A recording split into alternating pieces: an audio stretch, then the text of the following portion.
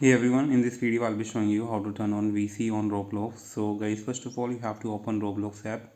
Just tap on Roblox app and just tap on three dot over here. Go to settings, go to in privacy, and once you are in privacy you have to scroll down and you will see here microphone. So basically microphone, by enabling the microphone you can chat with voice, which is a voice chat and which is also known as VC. Just tap on toggle button to disable and enable. So when you tap on to enable, it says that this settings allow you to chat with your voice. Just tap on enable button to enable the microphone from the privacy.